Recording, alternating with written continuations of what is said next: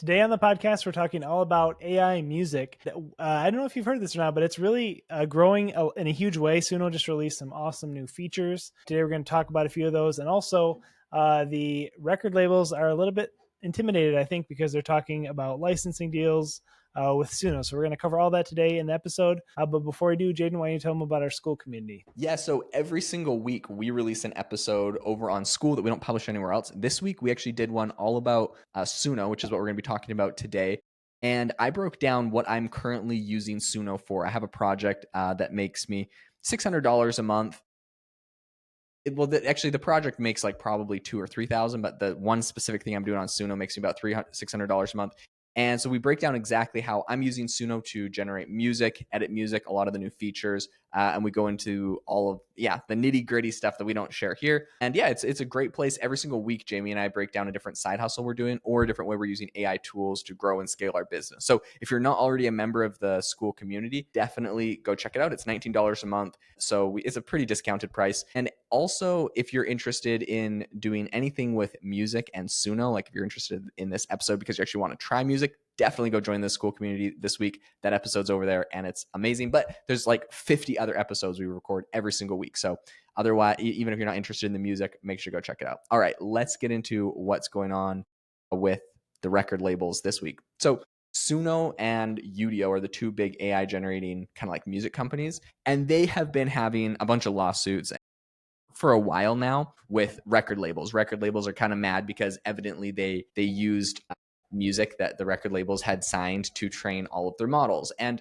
I don't think there really was any way out of this. I don't think the record labels also are going to be able to stop them because it's just impossible. And also some Chinese company is going to do it if Suno and Udio aren't the Right, number one right. people. Like DeepSeek trains off of everybody's everything against their service terms of service. So I think at this point they just want to make a deal with them so they're getting paid and the artists are getting paid for it. And I'm all on board with that. I'm excited to kind of see where that goes.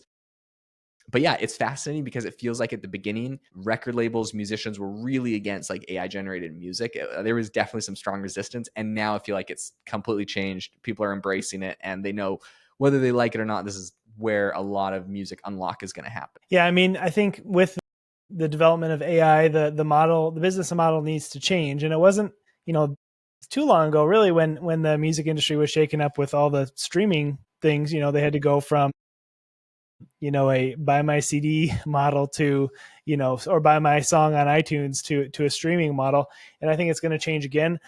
One thing that comes to mind for me is with YouTube.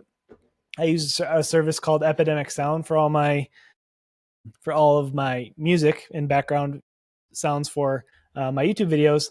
And whether a video gets 5,000 views or 5 million views, that song or whatever I used, the creator of that gets compensated through licensing. So it's kind of like a way for those people to get paid in a fair way, and also then I can use the music. So again, just to your point, I think licensing is really a good way for some of these musicians to make money if AI trains off them. How they can determine that is the question. But Yeah, 100%. I'm all on board with it. I really like the music distributor Lander. I've been using a lot recently, and it has a button that when you log in or when you've published an album on there, where it's like, hey, like opt into AI training on your music, and if you do, you'll get like some sort of paid compensation for whatever they're doing. I have no idea what it is because I haven't seen any payments coming through yet. Maybe when these deals come through, it'll happen. Maybe it's just an easy money grab for them. I have no idea.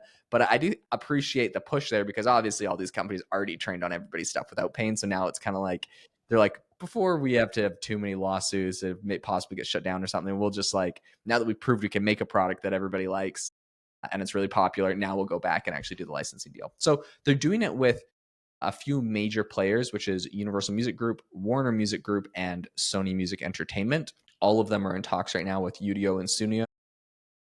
This is a new report that came out of Bloomberg, by the way, that kind of covers all of this. But essentially, this deal is going to make a framework on how AI companies are going to be paying artists for their work, right? Because this is something that it needs to happen in some way, right? Especially if you're using their stuff to train. And I know there's people that make arguments both ways that it doesn't need to happen, but I do think it'd be cool if it was possible. One thing that was very interesting to me is that the record labels themselves are actually trying to get a small amount of equity in Suno and Udio. So beyond just getting, like, oh, we want like couple cents every time something's used, they just straight up want equity in the company. I think they can see those companies are the future and they're going to be huge. So that would be very interesting. But the one thing that I feel like would be sort of off-putting to me about that is it's like, okay, cool, the record labels get some sort of equity, but that still doesn't really compensate the artists. That doesn't compensate Right. independent artists that don't have a record label. So like to me, I'm like, that's not really a solution. That feels more like, I don't know, extortion. But maybe that's just me. Yeah, I mean, I don't know. I guess my only thought is like, if there's a certain amount of input tokens it takes to make a song, maybe they could like somehow a lot different amounts depending on the inspiration of the song, like which artist, train it was the song was trained after most or something, I don't know. Mhm. It's really tricky when it comes down to it, how to compensate the actual artist.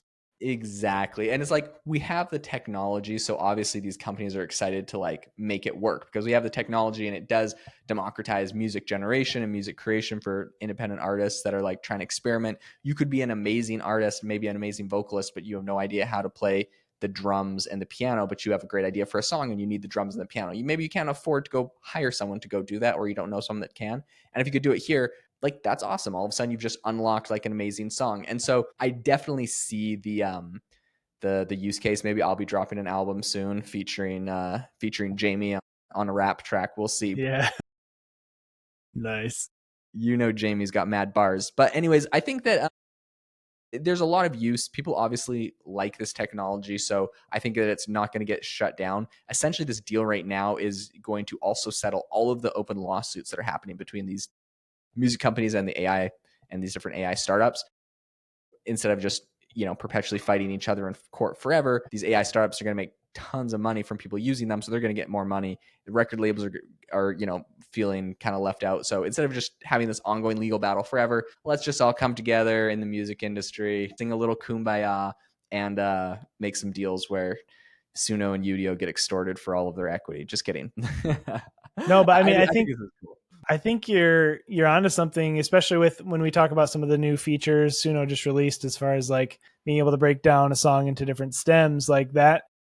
It's not just for, overall song generation anymore. You could use it to help, produce a song, if your guitarist is sick or something, if you can't find one, you could have just the guitar track be AI generated, so there's a lot of music production. It would help just overall music production, the process go a lot smoother and easier. So I think that'd be smart to buy into that for sure. Yeah, 100%. So overall, really excited for where the industry is going on that. And that is something that I'm super interested in, as someone that actively uses Suno and is making money from things I generate there. So that's very cool.